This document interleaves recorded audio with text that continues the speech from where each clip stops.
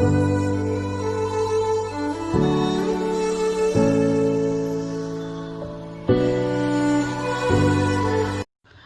Everyone, welcome to Edurable and I am Naveen Gupta. देखिए, आज के इस लेक्चर में हम लोग देखने वाले हैं कॉन्टिन्यूटी के कुछ इंपॉर्टेंट क्वेश्चंस को, और ये लेक्चर काफ़ी बेनिफिशियल होने वाला है उन लोगों के लिए जिनको लिमिट्स में डाउट होता है, यानी कि कहाँ पर डायरेक्ट लिमिट लेनी है और कहाँ पर लेफ्ट हैंड लिमिट और राइट हैंड लिमिट लेकर के क्वेश्चन को सॉल्व करना है। तो अगर उसमें आपको डाउट होता है तो आप इस लेक्चर के तीनों क्वेश्चंस को ज़रूर देखिएगा, आपका जो डाउट है वो पूरी तरीके से क्लियर हो जाएगा।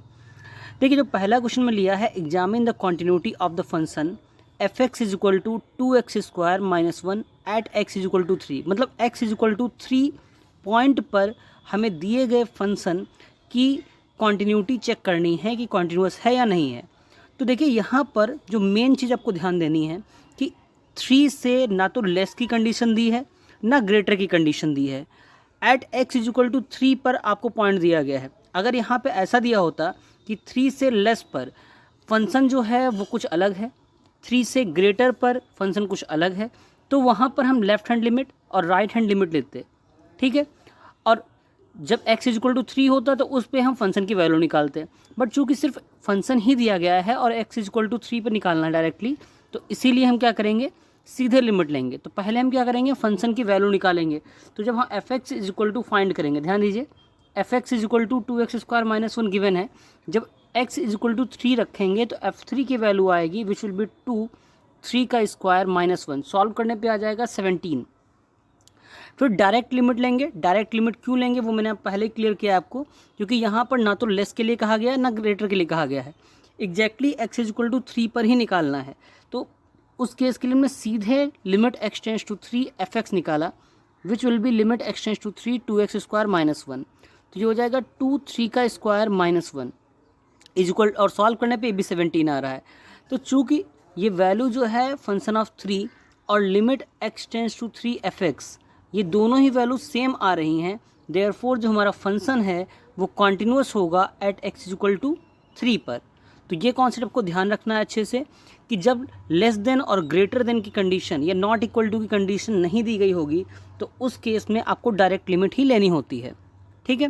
जब लेस देन की, ग्रेटर देन की कंडीशन या नॉट इक्वल टू कंडीशन दी गई होगी तो वहाँ पे हम left hand limit, right hand limit और फंक्शन की वैल्यू तीनों फाइंड करेंगे। तो चलिए बढ़ते हैं अगले क्वेश्चन की तरफ।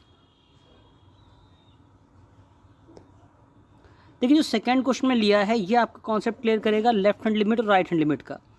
तो यहाँ पर आपसे कहा गया है कि जो एफ एक्स है, जब x less than equal to 2 होता है तो उस केस में फंक्शन लेते हैं हम 2x + 3, और जब x ग्रेटर देन 2 है तो फंक्शन लेते हैं 2x - 3।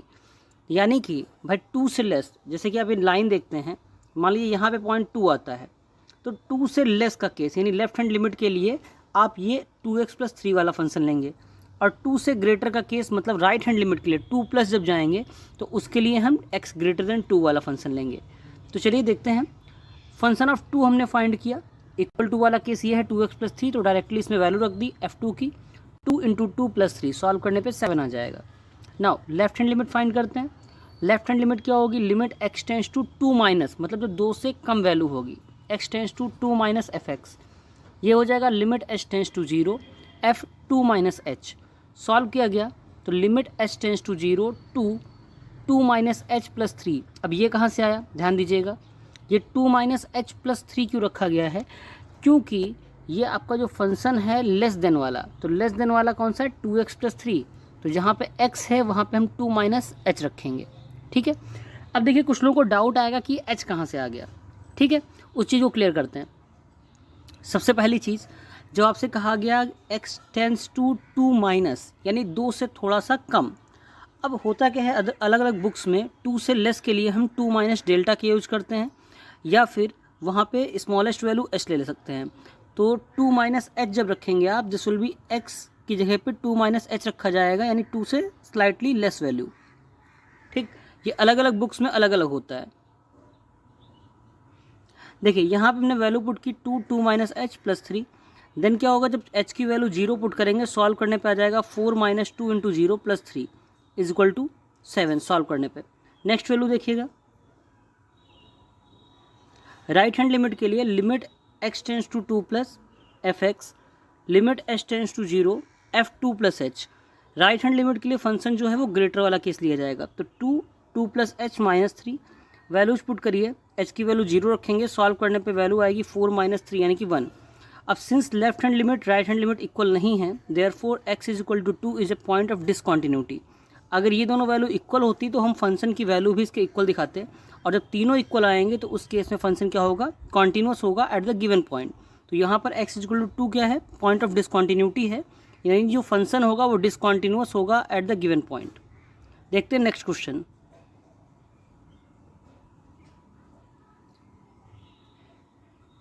देखिए थर्ड और जो लास्ट क्वेश्चन में लिया है, that is f x is equal to x plus 1, जब x की value greater than equal to 1 होती है, और x की जब वैल्यू लेस देन 1 है उस केस में फंक्शन होगा एक्स स्क्वायर प्लस 1।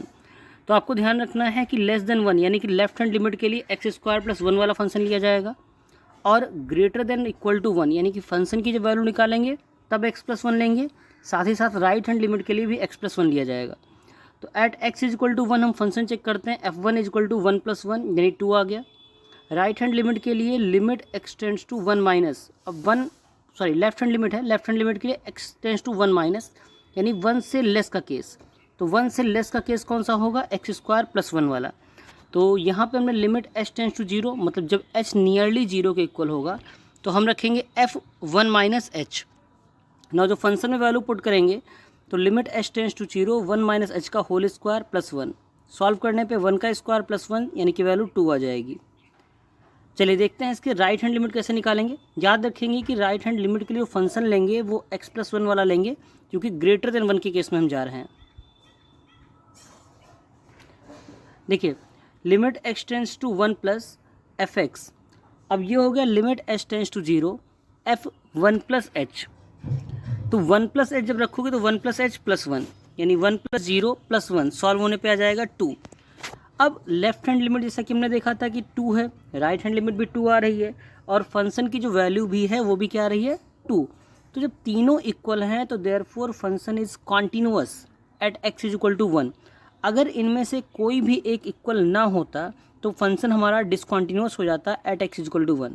तो ध्यान दीजिएगा कि left hand limit right hand limit तभी लेनी होती है जब लेस देन की कंडीशन और ग्रेटर देन की कंडीशन दोनों गिवन हो हमें, या नॉट इक्वल टू की कंडीशन गिवन हो। उस टाइप के क्वेश्चंस भी हम लोग करेंगे बट आगे आने वाले लेक्चर्स में। तो आई होप आपको क्वेश्चंस अच्छे से क्लियर हो गए होंगे। अगर कोई डाउट होता है तो आप उसको मेंशन कर सकते हैं। Thanks for watching, thanks for being here.